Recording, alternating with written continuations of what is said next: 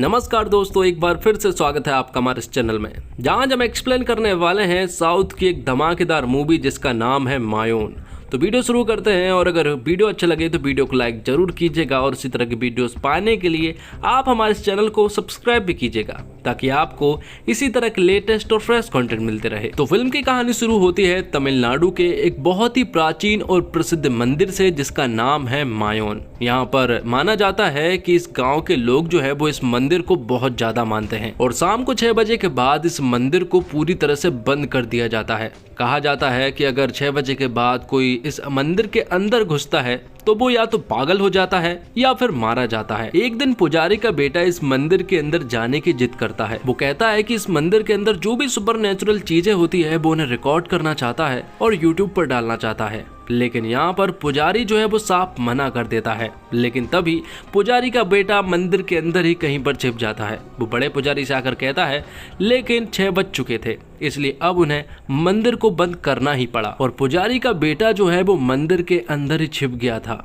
6 बजे के बाद वो मंदिर के अंदर ही बाहर निकलता है और अपना मोबाइल निकालता है वीडियो रिकॉर्डिंग करने के लिए। लेकिन मंदिर के अंदर की फ्रीक्वेंसी कुछ ऐसी थी कि उसका मोबाइल जो है वो खराब हो जाता है और अचानक ही पुजारी का बेटा जो है वो उल्टी सीधी हरकतें करने लगता है और पागल हो जाता है और मंदिर के अंदर ही एक बड़ा सा नाग आता है और वो पुजारी के बेटे को मार देता है। अब फिल्म में आगे हम देखते हैं कि तमिलनाडु में बहुत सारे आर्कियोलॉजिस्ट को गायब किया जा रहा है और कई सारे आर्कियोलॉजिस्ट को मार भी दिया जा रहा है। जिसके बाद हम एक और आर्कियोलॉजिस्ट अर्जुन को देख पाते हैं जिसे पुरानी चीजों का बहुत ज्ञान है। हजारों साल पुरानी चीजें और मूर्तियों को खोजने का अर्जुन का काम है और वो इस काम में बहुत माहिर भी है। जिसके बाद हम देवराज नाम के एक आदमी को देख पाते हैं जो कि हजारों साल पुरानी चीजें और मूर्तियों को गायब करने और उनकी स्मगलिंग करने का काम करता है और वो बहुत डेंजर भी है।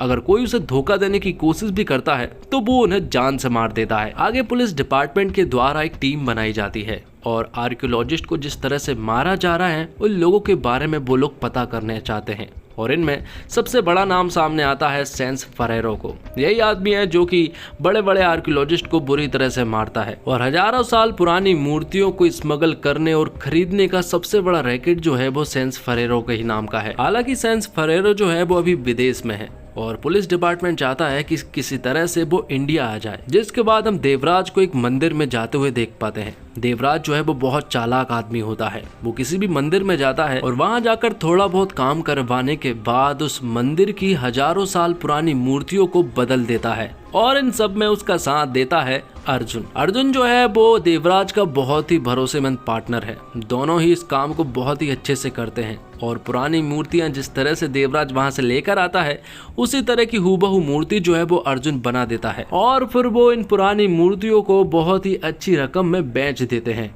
जिसके बाद हम देखते हैं कि देवराज कहता है कि अब तक हम सिर्फ छोटा मोटा काम करते आए हैं और अब उन्हें कुछ बड़ा करने की जरूरत है। इसलिए वो अर्जुन से डिस्कस कर रहा होता है कि उन्हें एक बड़ा काम मिला है लेकिन उसमें थोड़ा रिस्क भी है, लेकिन अगर वो काम हमने कर लिया तो ये समझ लो कि हम जो है वो पूरी तरह से सेटल हो जाएंगे। तो देवराज जो है वो अर्जुन को तमिलनाडु के मायोन मंदिर के बारे में बताता है। वो बताता है कि इस मंदिर के अंदर ढेर सारा सोना है और साथ ही वो ये भी बताता है कि उस मंदिर में आर्कियोलॉजिस्ट टीम काम कर रही है और उसी आर्कियोलॉजिस्ट टीम में मैं तुम्हें शामिल कर दूंगा। तो तुम्हें वहां जाकर चोरी छुपे उस खजाने को ढूंढना है। उस आर्कियोलॉजिस्ट टीम का हेड जो है वो वासुदेवन है। वो अपना काम करता रहेगा अपनी टीम के साथ और तुम्हें वहां चोरी छुपे खजाना ढूंढते रहना होगा। तो अर्जुन तमिलनाडु के मायोन मंदिर में जाकर वासुदेवन से मिलता है और उसकी पूरी टीम से भी मिलता है। इस टीम में अंजना, डीके, मदन शामिल थे, लेकिन आगे जाकर हमें मालूम चलता है कि ये तीनों जो है वो वासुदेवन के साथ नहीं बल्कि देवराज के साथ काम करते हैं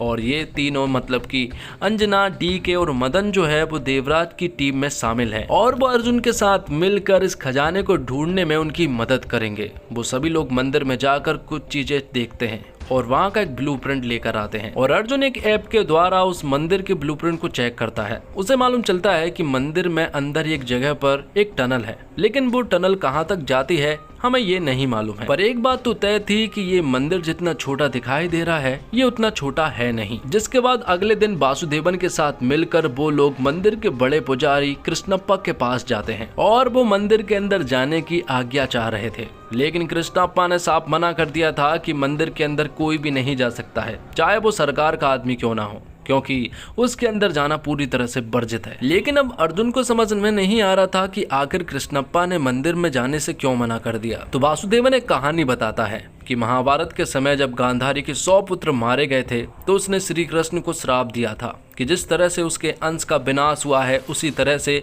उसके अंश का भी विनाश हो जाएगा। जिस तरह से गांधारी ने जो बात बोली थी उसे सुनकर श्री कृष्ण उदास हो जाते हैं और एक पेड़ के नीचे जाकर बैठ जाते हैं। और अब श्री कृष्ण पूरी तरह से उदास भी हो चुके थे, लेकिन उन्हें इस तरह से उदास देखकर 5 गंधर्व यहाँ पर आते हैं और वो यहाँ पर संगीत और एक सुंदर प्रस्तुति देकर श्री कृष्ण को खुश कर देते हैं, जिस वजह से श्री कृष्ण की आंख वहीं पर लग जाती है और उनके हाथ से वो बांसुरी भी छूट जाती है। तो कहा जाता है कि आज भी मंदिर के अंदर वो 5 गंधर्व जो है वो श्री कृष्ण को सुलाने के लिए संगीत गाते हैं और प्रस्तुति देते हैं, जिस वजह से 6 बजे के बाद उस मंदिर के अंदर कोई भी नहीं जा सकता है। और अगर कोई जाने की कोशिश करता है तो या तो वो पागल हो जाता है या फिर मारा जाता है। अब इस बात को कंफर्म करने के लिए अर्जुन जो है वो मंदिर के पास के गाँव वालों से मिलने के लिए जाता है, जहाँ पर कि उन लोगों के द्वारा अर्जुन को मालूम चलती है कि ये बात बिल्कुल सच है, उस मंदिर में जाने से लोग पागल हो जाते हैं। तो आखिर उस मंदिर के अंदर ऐसा क्या है, इसी को चेक करने के लिए अर्जुन जो है वो एक माइक्रोफोन वहां पर फिट कर देता है और एक स्पाई कैमरे के द्वारा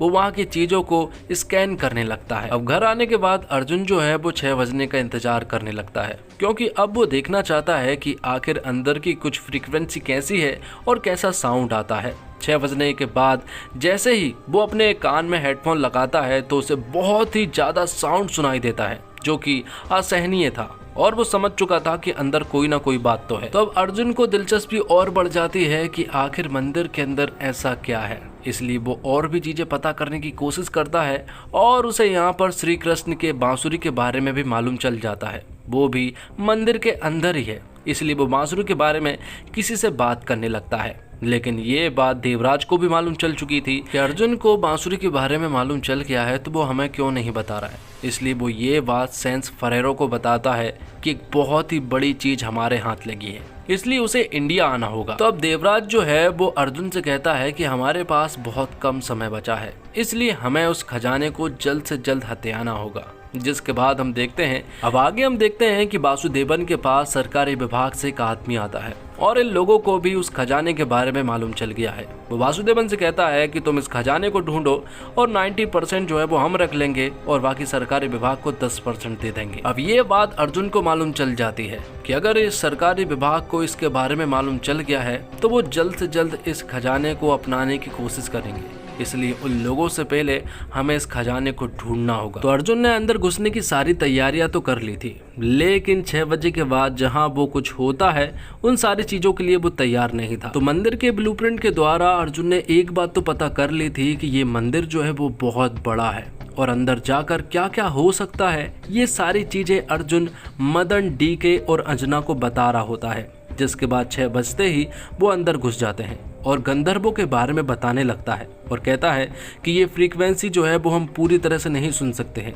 इसलिए इन सभी लोगों से बचना भी होगा। तो मंदिर के अंदर तो घुस चुके थे, लेकिन एक दरवाजा खोलने के लिए उन्हें एक चाबी की भी जरूरत थी, इसलिए वो लोग अलग अलग हो जाते हैं और जैसे ही वो लोग अलग अलग होते हैं तो अचानक से कुछ गंधर्व जो है वो उन्हें नजर आने लगते हैं और मदन, डीके और अंजना के सामने वो सारे गंधर्व जो है वो उन्हें डराने की कोशिश करने लगते हैं, जिस वजह से वो पूरी तरह से डर जाते हैं और दौड़कर वो अर्जुन के पास आते हैं और कहते हैं कि ऐसी ऐसी चीजें हमारे साथ हुई हैं। लेकिन अर्जुन को तो पहले से ही मालूम था और उसने इन सभी को पहले ही बता दिया था कि ऐसी ऐसी चीजें वहां हो सकती हैं। तो अब चारों अलग अलग नहीं होते हैं, बल्कि चारों साथ आगे बढ़ते हैं। किसी तरह से वो लोग चाबी ढूंढ तो लेते हैं और आगे बढ़ भी जाते हैं, लेकिन वो एक जगह फंस जाते हैं। अब आगे हम देखते हैं कि सरकारी विभाग के लोग जो है वो कृष्णप्पा के पास जाते हैं और वो उनसे कहते हैं कि हमारे पास मंदिर के अंदर घुसने के सारे ऑर्डर्स हैं, इसलिए अब हम उन्हें कोई भी नहीं रोक सकता है। इसलिए कृष्णप्पा भी उन्हें नहीं रोक पाता है और वो उन्हें मंदिर के पास जाने के लिए कह भी देता है। दूसरी तरफ हम देखते हैं कि अर्जुन की पूरी टीम जो है वो खजाने के बहुत पास थी, लेकिन यहाँ पर चाबी तो मिल चुकी थी, लेकिन उन्हें 4 खाने भी मिलते हैं और चाबी कहाँ पर लगानी है ये बात उन्हें समझ नहीं आ रही थी। लेकिन तभी अर्जुन को मालूम चलता है कि ये 4 युग है और श्री कृष्ण जिस युग में पैदा हुए थे उसी युग वाली खाने में उन्हें चाबी लगानी होगी। तो श्री कृष्ण जो है वो द्वापर युग में पैदा हुए थे और तभी वहाँ का दरवाजा जो है वो खुल जाता है और दरवाजा जैसे ही खुलता है तो वहाँ पर मिलता है ना ढेर सारा सोना। उसे देखकर वो सभी लोग हैरान रह जाते हैं और सभी लोग जल्दी जल्दी उस सारे सोने को भरना भी स्टार्ट कर देते हैं। तभी अर्जुन की नज़र पड़ती है एक इन्फिनिटी वाले साइन पर और उसे मालूम चलता है कि इसके पीछे भी जरूर एक दरवाजा होगा। तो अब सरकारी विभाग के लोग भी इस मंदिर के अंदर जाने के लिए पूरी तरह से रेडी थे। कृष्णप्पा उन सभी को लेकर आ चुके थे। यहाँ से अर्जुन की पूरी टीम रवाना हो चुकी थी। यहाँ दूसरी तरफ कृष्णप्पा पूरी टीम को लेकर अंदर घुसता है और जैसे ही दरवाजा खुलता है तो वो देखता है कि सारा का सारा सोना जो है वो जैसा का तैसा ही है। लेकिन ये देखकर देवराज पूरी तरह से हैरान था कि आखिर सोना यहीं पर है तो अर्जुन ने क्या लेकर गया है। जिसके बाद जब वो अपने बोरे को खाली करते हैं तो उसमें सिर्फ और सिर्फ लकड़ियां ही मौजूद थी। वो लोग इन लकड़ियों को देखकर पूरी तरह से हैरान थे। तब यहाँ पर सेंस फरेरो आ जाता है और देवराज ने सेंस फरेरो को पहले ही बता दिया था कि अर्जुन जो है वो उनके साथ धोखेबाजी कर रहा है, इसलिए वो उन्हें मारने लगता है। लेकिन सेंस फरेरो उसे मार नहीं पाता है। उनके बीच में तगड़ी फाइट होती है और दूसरी तरफ शिवानंद के द्वारा हमें मालूम चलता है कि ये सब कुछ देवराज की टीम को फंसाने का सेटअप था। देवराज को तो यहाँ पर रंगे हाथे पकड़ ही लिया जाता है। दूसरी तरफ सेंस फरेरो भी इंडिया वापस आ चुका था और यही उनकी सबसे बड़ी प्लानिंग थी, क्योंकि अर्जुन जो कि एक आर्कियोलॉजिस्ट है वो दरअसल में एक पुलिस वाला है और यहाँ पर सेंस फरेरो को भी अरेस्ट कर लिया जाता है। जिसके बाद शिवानंद के दिमाग में कुछ क्वेश्चन थे, इसलिए वो अर्जुन से कुछ क्वेश्चंस पूछता है कि आखिर मंदिर के अंदर क्या हुआ। जिस पर कि अर्जुन बताता है कि अंदर जो है वो सोमाली नाम का एक पौधे की गंध फैली है, जिस वजह से सभी को हेलुसिनेशन हो जाता है। अर्जुन ने सभी को यकीन दिला दिया था कि अंदर बहुत सारे गंधर्व हैं और क्या क्या चीजें हो सकती है वो सब कुछ उन्हें बता दिया था और उस खुशबू को सूंघने के बाद उन इंसान को आप कुछ भी यकीन दिला सकते हैं। अब बात आती है कि आखिर अर्जुन के ऊपर इस चीज का इफेक्ट क्यों नहीं हुआ। तो आपको बता दूं कि अर्जुन ने इसके बारे में पहले ही रिसर्च कर ली थी और पुजारी का बेटा जो है वो इसी जड़ी बूटी को खाकर अंदर जाया करते थे, इसी वजह से उन्हें कुछ भी नहीं होता था। अर्जुन ने अपनी टीम को यकीन दिला दिया था कि अंदर सोना है और उन्हें यकीन हो गया था, इसलिए वो सोना भरने तो लगे थे, लेकिन जबकि वो लकड़ी भर रहे थे। अब सभी के दिमाग में एक डाउट होगा कि क्या अंदर सचमुच ही गंधर्व हैं या फिर नहीं, क्या वहाँ पर बांसुरी है या फिर नहीं, 6 बजे के बाद उस मंदिर के अंदर पागल होना सही है या फिर गलत। तो ये सारा डाउट कृष्णप्पा और एक बहुत बड़ा पुजारी जो है वो क्लियर कर देते हैं और हमें मालूम चलता है कि दरअसल में जिस दिन अर्जुन की टीम अंदर गई थी उस दिन रोहिणी नक्षत्र का दिन था, जिस वजह से गंधर्व उस दिन संगीत की प्रस्तुति नहीं करते हैं, जिस वजह से अर्जुन की टीम बच गई थी। अब इसे किस्मत कहें या फिर उनके ऊपर भगवान का हाथ। और एक और सबसे बड़ी फिल्म का रिवील क्लियर होता है और हमें मालूम चलता है कि इन्फिनिटी का जो साइन बना था उसके पीछे ही श्री कृष्ण की बांसुरी मौजूद है और जो यहाँ पर सोना है वो सोना तो सिर्फ और सिर्फ उस बांसुरी को प्रोटेक्ट करने का जरिया है और उस बांसुरी को ही वो गंधर्व और वो काला नाग जो है वो रक्षा करते हैं। और इसी के साथ ये फिल्म यहीं पर खत्म हो जाती है। तो दोस्तों उम्मीद करता हूँ आपको वीडियो पसंद आई होगी। वीडियो पसंद आई हो तो वीडियो को लाइक जरूर कीजिएगा और इसी तरह की वीडियोस पाने के लिए आप हमारे चैनल को सब्सक्राइब भी कीजिएगा, ताकि आपको इसी तरह के लेटेस्ट और फ्रेश कंटेंट मिलते रहे। मिलते हैं एक और कमाल की वीडियो के साथ, तब तक के लिए आप हमारे चैनल के साथ बने रहिए। धन्यवाद। जय हिंद, जय भारत, जय श्री राम।